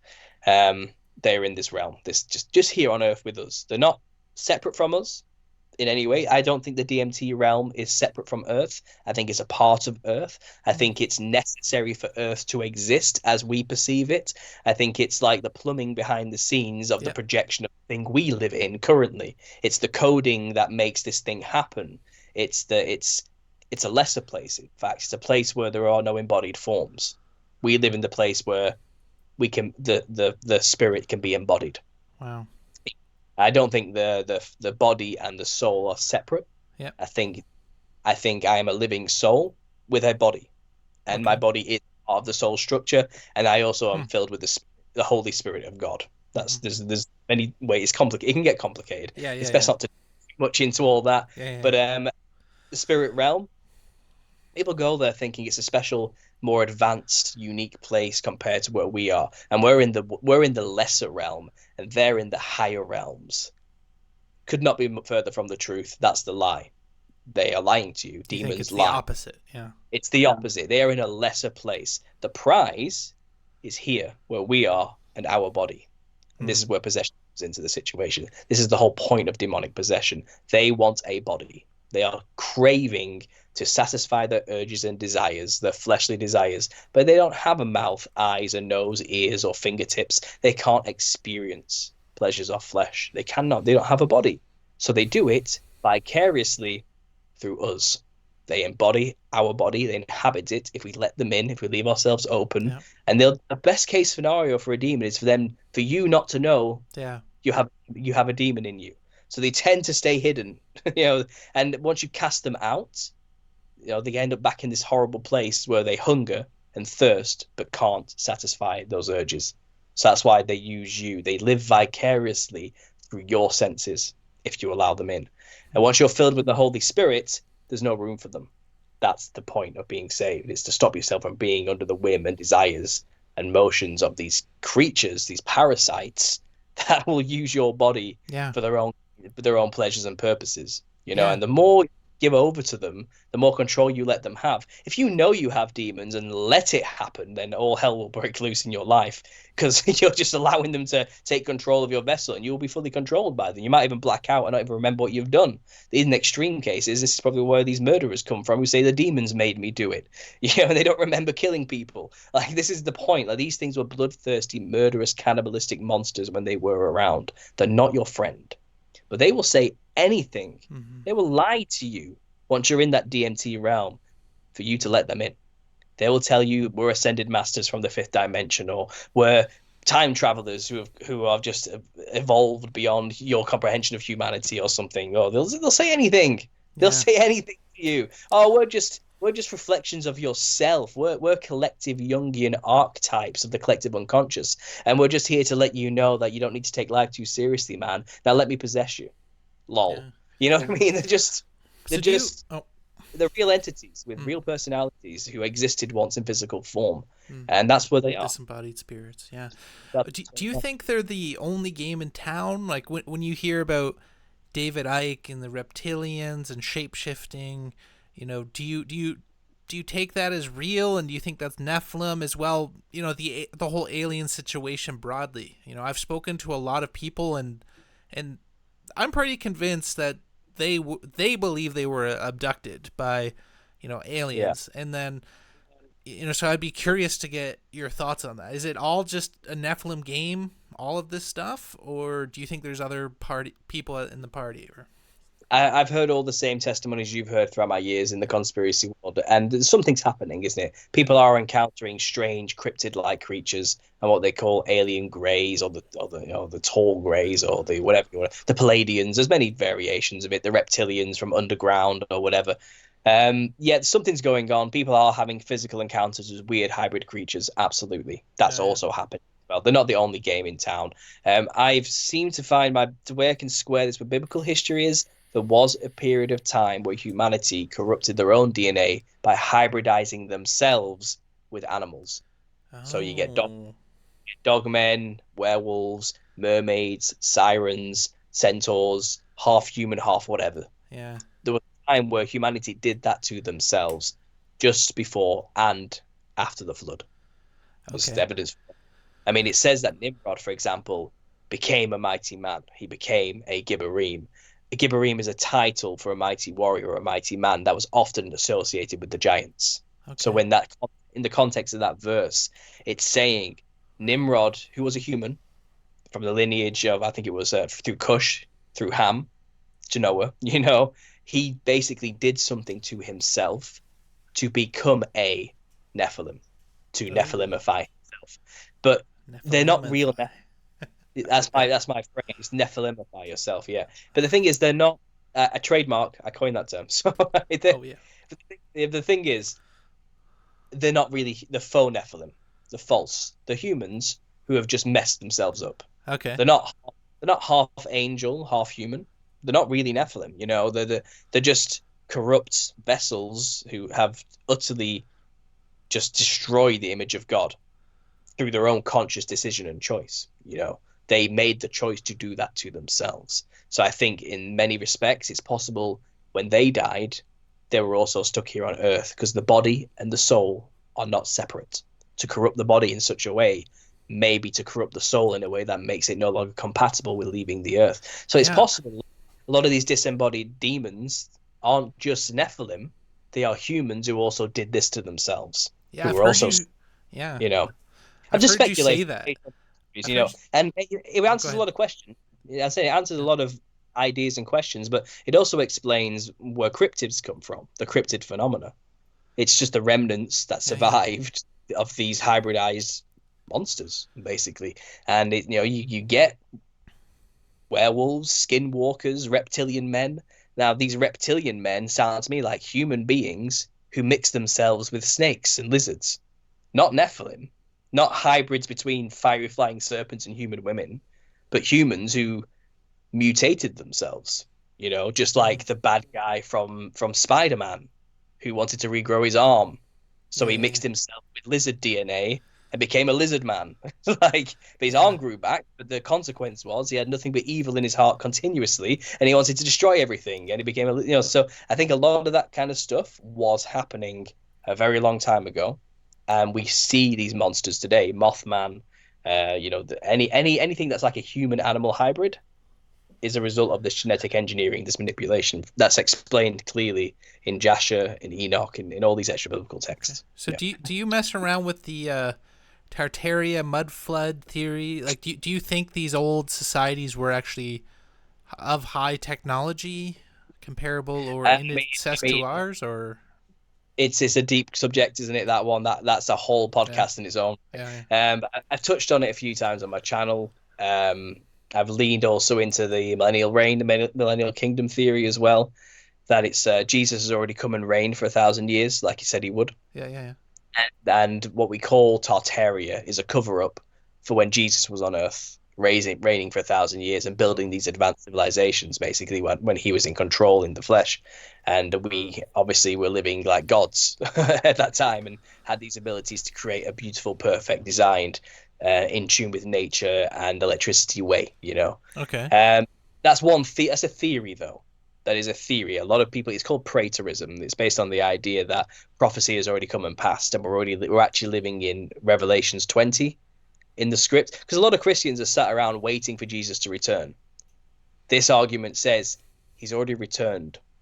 It happened not long after he said it would.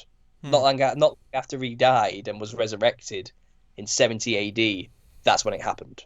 Okay, and if that was that 1,000 year reign has already come and gone, and we're now living in what's called Satan's little season. So this is the popular theory that's going around Christian circles to explain the Tartarian thing. Again, I'm open to it all. Yeah. I'll never discount anything, but it really is one of those shelf of wonder topics. Okay. Because how am I supposed to know? But something happened Yeah. clearly. I think some of these buildings are extremely suspect, and obviously the mud flood thing is very apparent. There's a Yeah. lot of Yeah. buildings off kind of a little bit under the ground for Yeah. some weird reason. You know what I mean? Is something definitely happened, and the Christian angle of the millennial reign is a really fascinating take on it all. Okay. Really, it really is. I'm gonna have to look into that. What about? So there's a lot of literature worldwide mentioning beings kind of similar to what you were describing who live underground. Hmm. and they were here before we were, right? Does that tie into Nephilim in your opinion, or do you think again that's the weird hybridization gone awry? I would put it down to the hybridization gone awry Okay. situation. But there is also this other theory which might explain this. It also explains the reptilian men, Mm-hmm. lizard people underground, where they predominantly are. Did you ever see Midnight Meat Train? That really weird film, like No. from years, a horror film. It's a film about this murderer on a train who kills people, and Okay. then like and with a butcher's cleaver, like a mallet, like to tenderize meat. That's his weapon of choice, right? Anyway, you think it's just a typical horror, but the spoiler alert: the catch is, it's his job to get bodies to feed the lizard people Hmm. to keep Yeah. the peace. They don't come to the surface and eat everybody. So he's not actually a bad guy. He's just the person who has the unfortunate job of doing this thing that must be done. Yeah. Otherwise, the reptilians will come up and kill everybody. Do you know what I mean? So it's always been in the media that there's this underground race of reptiles people. And if you look at the biblical story, people have said, you know, the serpent in the garden who was walking with Adam and Eve and convinced Eve to bite of the apple was this race of reptilian men, was likely maybe a product of the seraphim. Mm-hmm. It was their version of creation, something, an experiment of theirs. You know what I mean? Like a made in their image, in a sense, like a reptile man thing. But God obviously created Adam in His image and chose him to be the ruler over the earth, the tiller of the earth, the one that would be king over the earth. And He started teaching him all the things, and started teaching Adam how to name all the animals and all this, and didn't give it to the reptilian race. And this is where the rebellion is said to have kicked off. The reptilian seraphim saw this and says, "Why didn't God choose the reptilian man? He's clearly the more superior species. This is an affront to us and everything we've done for him." They got upset about that. So I've heard theories, Yeah. that like you said, they're far older than us. It's possible they were around walking in the Garden of Eden during this ancient time Hmm. as a race of beings akin to humans in a way, but of a reptile nature, not mammalian. You know, and it's like the gall that God chose a stupid monkey mammal over the superior reptile to rule over the earth is a lot of where the rebellion was mustered and harnessed in the angels. I've heard that theory, but I Mm-hmm. don't know. I don't know this, but I love speculating about it. It's Yeah. it's it's fascinating to get into. But I've Yeah. heard that theory. That might explain what you're talking about. That this really is an ancient race, and I think it says, the punishment of the serpent was that you will crawl on your belly and eat dust for the rest of your days. You Yep. will you will bruise the woman. There'll be enmity now between the woman's seed and your seed, so your offspring and humanity's offspring. There's going to be a war between you forever now, and you will bruise their heel and they'll crush your head. So it's Mm-hmm. kind of this. You're now cursed forever, and to eat the dust of the earth may imply you and I'll have to live underground. Yep. It could be that. I'm Yeah. just again spitballing with the concepts and the words used. So maybe there is a subterranean race of lizard people who have been cursed to live under there since the Garden of Eden, and what the role they played in corrupting humanity along with the seraphim angels. Because if you're a reptilian and you've got these reptile gods above you, they're just like you. So you'll probably do what they say. And if this reptile god comes up to you and says, "Listen, can you see what God's done there? He's chosen Adam over you." That's not right. It's not cool. We were here first, right? So why don't you go over there and convince them to do that thing God said not to do? Yeah. It's possible that it's like a birds of a feather flock together situation. The reptilians stuck together on that one, and obviously, who knows? I'm just speculating off the stories that we have, but it does seem like people always talk about encounters with a reptilian race of some kind, and it's in the media. They talk about them all the time, Yeah. So are they Nephilim? No, they're not. From what I've seen, they're something else. They're like yeah, Nephilim are specific creatures. They are fallen angels who have mixed with humans. They're a mammal reptile hybrid. They look like clowns as well. They look psychedelic and crazy and stupid. So yeah, Hmm. Wow. that's Yeah. the difference. Because the reptilians are always drawn the same: green skin, big yellow eyes.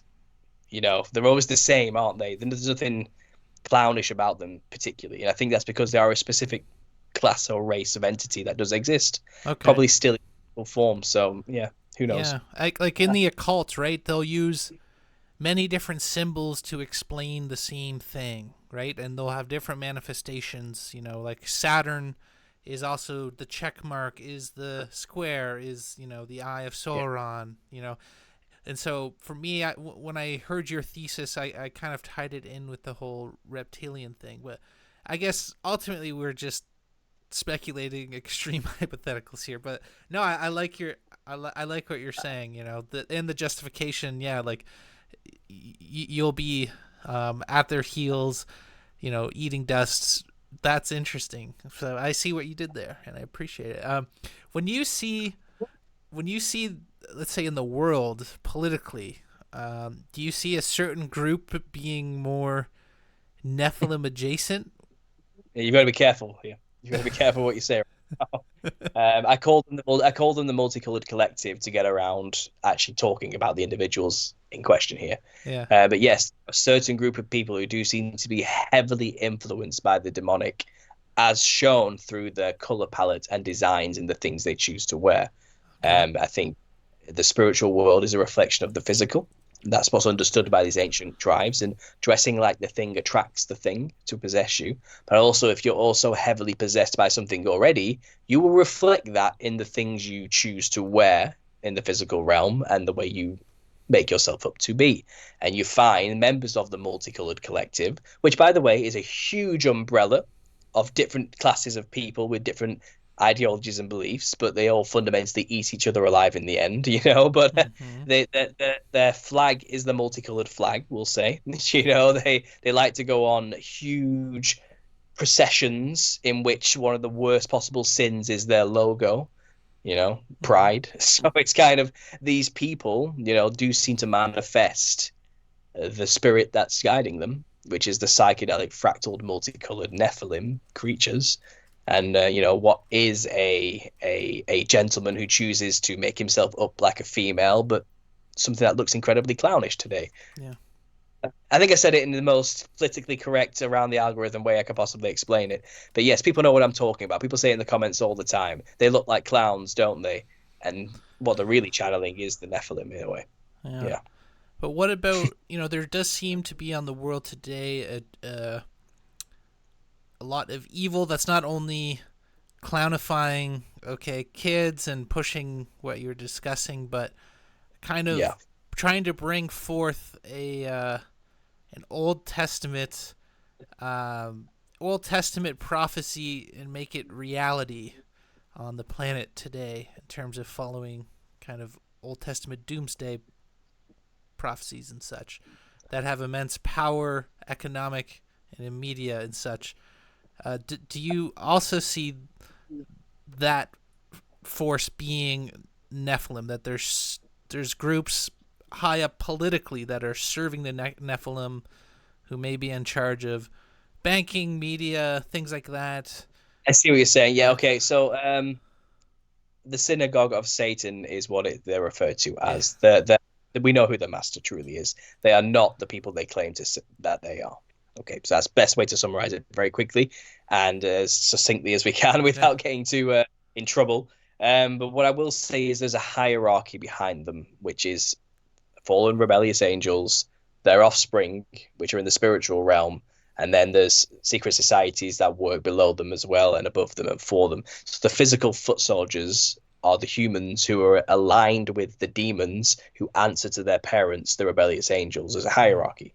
There's a structure. It's a military. There's a war going on here, and these characters you're talking about are just physical foot soldiers to do the bidding of those above them in the spiritual realms yeah, in the physical. So they're just playing yeah, their part. And there may be agendas to make it appear like certain prophecies are being fulfilled yeah, to yeah, then maintain the fear and foothold within certain people. But if you go off what I mentioned earlier about the millennial reign already happening and coming and going, then everything they're doing is a show because none of it's actually true. They're just trying to make it look like it's happening yep, because it's already happened years ago. You know what I mean? And that belief that it's always around the corner, yep, Jesus is always about to return, is what's controlling people now. Even though if we were to believe and understand history is a lie and he's already come and gone, and we'd know where we actually were in history then. Yeah. We're in the little season run by the devil, which is about 250 years roughly. And then after that, final white throne judgment, dead resurrected, big thing. Like, so if Okay. we're there, something crazy is about to happen, and we're really in a crazy, crazy time to be alive, you know. But Yeah. seems like there's always this push to believe that, you know, Just the yeah. rapture's about to happen, or you know, Jesus is about to come in the clouds, and a lot of Christians are banking on that happening. And what will they do? I reckon they'll reveal a Jesus character, and all the Yeah. Christians who don't Yeah. understand this will believe that Savior's come. It's likely Lucifer or the devil is in his little season presenting himself as the savior of all mankind, and then he'll gather his army, as it's described in Revelations 20, who will then go and make war with the camp of saints and surround it. And the camp of saints is where Jesus actually is, with the saints that ruled with him during the 1,000-year reign. Mm. But before that happens in the little season story, the devil has to gather an army first of humans who will go and make war with that camp. And it's possible that's what's actually happening right now. And he'll pretend to be Jesus. Yeah. That's how we'll come. That's how he'll convince everybody to go make war with this evil place, that these eight evil invading aliens in the North Pole or something. You know what I mean? He'll Yeah. make up Yeah. some story, and we're going to go defeat Satan and his army in the North Pole. Come with me, my children. Follow me. I'm Jesus. Something like that will happen. You Yeah. know, really, that is the deception. It's the devil pretending to be the savior and leading the people against the true God who's already come and reigned for 1,000 years. So it depends where we are in the timeline. If you want to believe human history is all a lie and you want to go down the Tartarian route, then that rabbit hole goes way deeper than you can imagine. Yeah. Like, changes everything, you know. So who knows? You'd be open to all possibilities, but Yeah. fundamentally, it's not a salvation issue. Just get right with Jesus. That's the ultimate thing you have to do. Get right with God. Yeah. You know And that.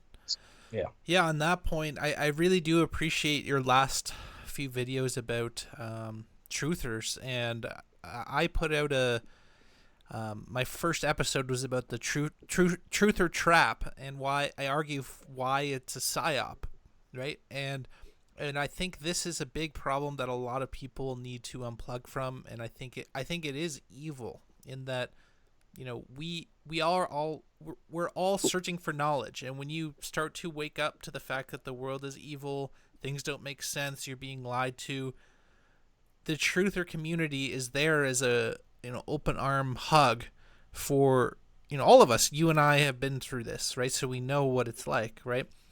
But for me, like, I just saw my entire community of friends online were all in these doom loops, and so, you know, a big part of my work is to inspire people to, I call it the post-truther movement, which I think you're embodying in your work as well, which is like, okay, guys, we know this stuff is happening. You know, you don't need to, once you know something's evil, you know, finding out more about evil is not going to help you. In fact, I think it's a trap, right? So we need to be aware of what's going on, you know, kind of tentatively or to an extent, but, you know, at a certain point we just won't know, and we have to be very comfortable not knowing, but we need to channel our efforts to goodness, right? To creating good lives, building families, building communities, especially now when it's very clear there's an assault. So maybe we can kind of end there. I'd love to know your thoughts on that generally, and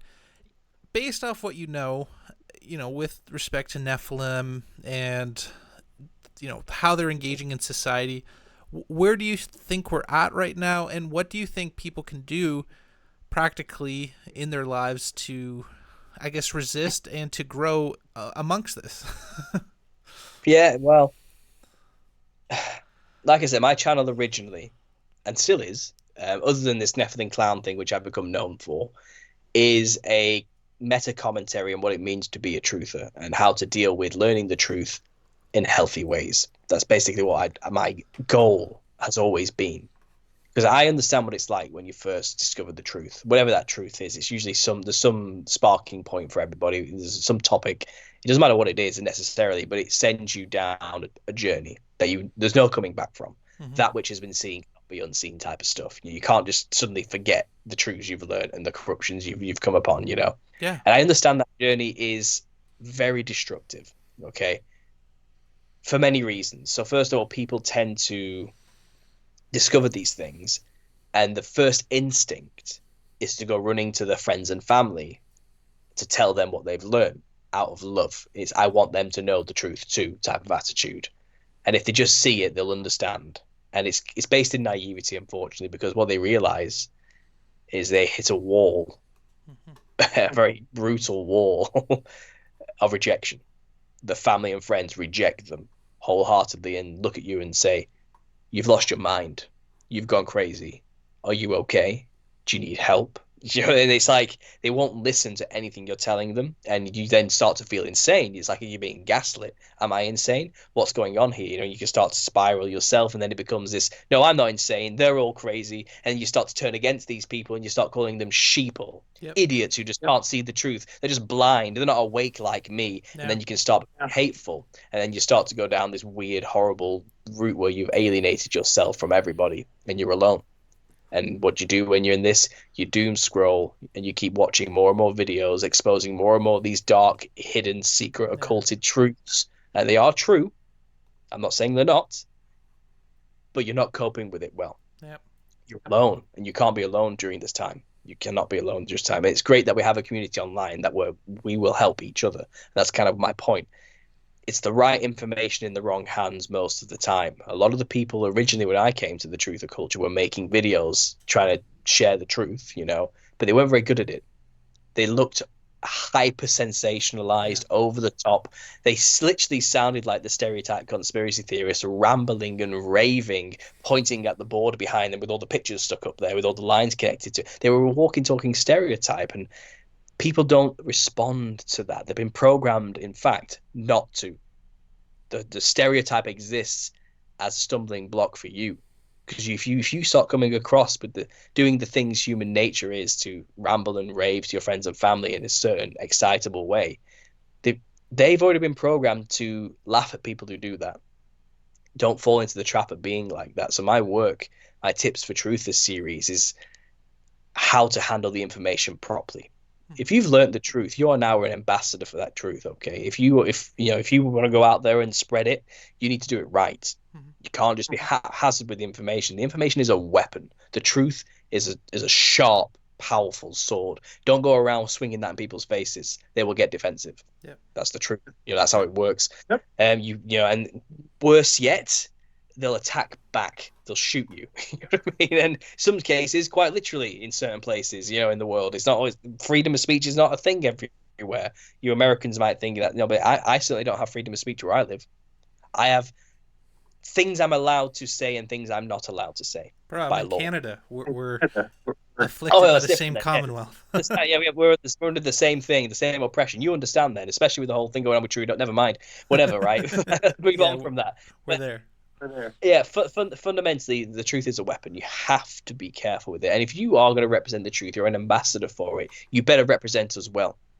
Okay, it's a responsibility. If you're going to go out there making videos and going to go out there telling it to people in the streets, are you presenting it well enough? Are you making us all look like fools? That's a burden of responsibility on you. Take it seriously, is my advice. Um, it's the right information in the wrong hands most of the time. Just because what you're saying is true doesn't mean people are going to believe you or listen. It depends how you sell it to them. And this is another point I make quite a lot is people don't buy products. They buy the person that sold them the product. They buy the people behind the product. They buy the words behind it, the imagery, the way it's sold to them. They don't care. You could sell anybody anything if you sell it well enough. Yep. If you come across as enough of a what's the word, an appealing character who built great rapport with them, you know. And this is what your job is to do. You have to sell people the truth. It's sad, but it's true. And you need to be that person that can sell the truth. You know, you need to figure out how people need to hear things, you know, because if you come at them ranting and raving about this thing, this truth you've found, they're going to look at you and think, I don't want to end up like this guy, so I'm going to avoid the thing he's trying to sell me because it will make me end up like this guy. And that's how people work. But if you come across as cool, calm, collect, funny, a little, you know, you get a bit of a relaxed attitude about it, you know, you can make them laugh, you can connect with them on a human level while also telling them these things, They're going to like you. They're going to like what you're saying. They're going to think, well, this guy turned out all right and he believes this stuff. Maybe there's something there. Maybe it's not that bad. That's how we need to up our game with this information. That's how we need to start selling these things. And the consequences are dire. And I say, you can't save everybody. Don't go out there thinking you're going to change the world. You're one man. This is a collective effort, and sometimes you need to learn when to shut up. Sometimes maybe it's not right. And some people do not need to know these things. Yeah. And this is the truth. Some people have too much going on and are never going to know. They have a dying family member they have to care for. They're constantly in debt and working 5 jobs just to put food on the family for the table or something. Everyone has something going on that's really horrible. Maybe they're mentally disabled and literally can't comprehend the information they're talking about. Not every human being has to know these things. You need to discern who those people are and are not. You can plant seeds, but leave it at that. Yep. Never push this information on people. Do not do it. It does not work. But if you just mention something off the cuff in passing and then leave it, people who want to know will have heard you, and they will come to you eventually for more information. And that's your way in to discuss these things. Never force it. It's a weapon. It's dangerous. You need to be careful with these things. And like I said, goes to my tips for truthers. I've been doing this for years. I've developed quite a few, and I'm always coming out with new episodes. A new one's coming out actually at the start of the month. It's already available to patrons. There's a few episodes ahead. They're all recorded 3 months ago, and I'm just releasing them now every few weeks. But yeah, I do a truther therapy session every week, a live show for this reason. Nice. And it's just to connect with people and just to let them vent. And I read the comments and I basically tell them, you're not alone. You're not crazy. You just need to be careful. We've all been there. We've all made those mistakes. No, I'm saying all these things because I made the same mistakes. I'm not saying I'm perfect. I'm not saying I didn't do all these things. My hope is the new generation of people that wake up find these tips before it's too late. Yeah. That's where I'm at with it, really. Yeah. Man, that's great. I would love to do a co event sometime, like tips for truthers, because I'm dealing with that too, and I'm new. I'm a lot newer than you, but I'm already getting such an incredible response from people. I'm getting dozens and dozens of people reaching out in private messages saying, you've totally summed up what I've been struggling with for years and what I felt was bad about the truther movement and community. And I just got a message today from one of my followers who's like fundamentally changed their life and is going after a goal that they dropped for 10 years because they were trapped in the truther doom loops, and so yeah, I mean this stuff is really powerful, and I couldn't agree more. Yeah, that's great you're doing that. And yeah, if there's a potential for us to do like a co-host truther therapy sessions, that would be so fun. I usually do them every Sunday at 8 p.m. UK time, so okay. That's if you're on Eastern Standard Time, I think I'm 5 hours ahead. So it's maybe 3 in the afternoon, 4 in the afternoon. If you're free on a Sunday afternoon, let me know, and we'll arrange something. Yeah, I'm happy to do a co-effort on this, absolutely. And it's literally just interacting with the chat. They ask questions, and sometimes I give a bit of a presentation. But if you want to do a specific live show just about this, I'm always happy to talk about these things. Yeah, I love it, man. And we're I always like to ask people predictions. So obviously you don't know for certain, but where do you see the next 5 years playing out in the world stage? And are you optimistic ultimately? I know all Christians are ultimately optimistic, but I mean, within the world, where are you seeing things play out? I don't think we'll see much change in the next 5 years. We're going to see more wars fizzle out, come and go. We're going to see a lot of nothing burgers come and arise. We're going to be kept on the edge of our seats for the next 5 years, for the next thing to always happen, just like the past 10 years. Okay. You don't see in the whole WEF, Eat Bugs, One World Order, you don't think 2030 they're going to pull it off? Or they'll always be pushing those things. They'll always be pushing the next step in the dehumanization and getting us to change our basic human nature, but there'll always be pushback. There always has been, and there still is. The pendulum keeps swinging back and forth from left to right to each paradigm all the time. It's actually not a new phenomena. We just feel like it is because it's so much all the time bombarded with information thanks to the internet. But the truth is, if you don't want things to change, don't let them change. Yeah. The power is ours. The power is ours, realistically. So If you just true. turn off, if you just turn off that box in the corner of the room, nothing would happen. Yeah. Man. None of these Yeah. agendas would ever come to fruition. Nothing would change. Your life would just be whatever you want it to be. It only happens because that's a narrative they've created that people lock themselves into and believe is their story. Yep. It's not. Turn Yeah. the TV off, live your own life, get on with it. You'll be fine. Man. We'll all be Amazing. Yeah. I wrote another. I did another podcast called Consent Positive Tyranny, and that was exactly my argument.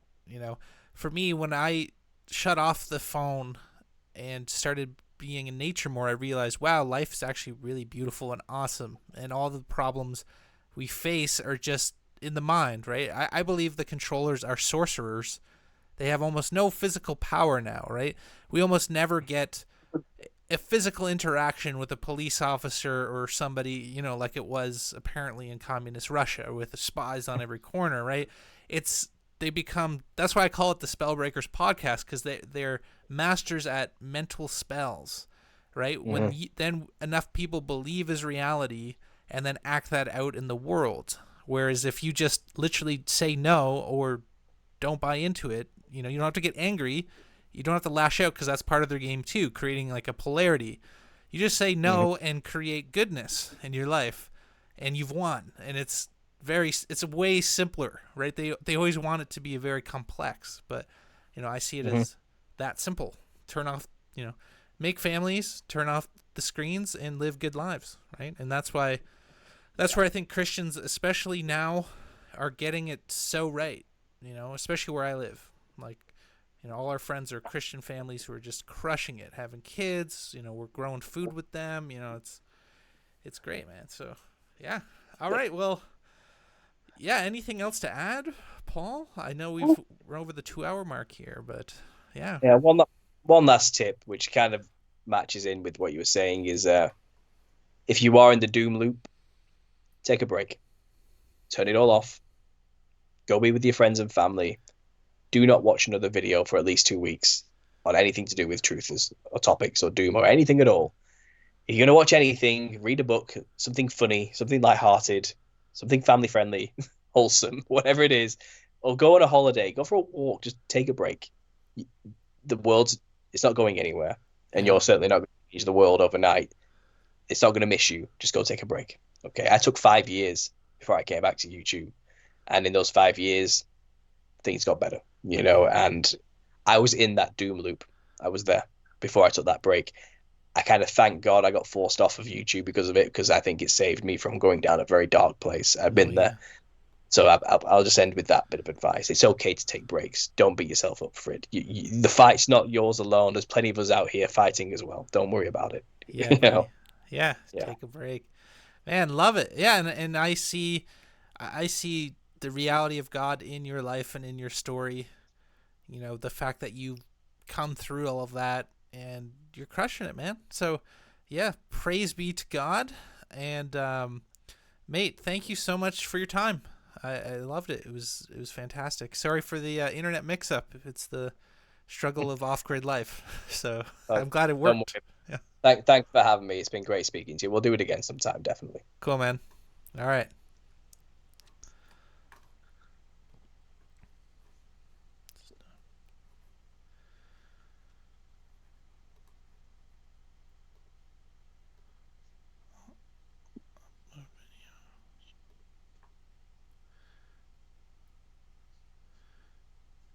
Okay, it's quiet on my end anyway. They can't hear me or see me anymore. I don't know about you.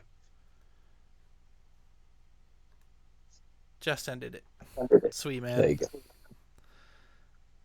I'll stop recording on OBS.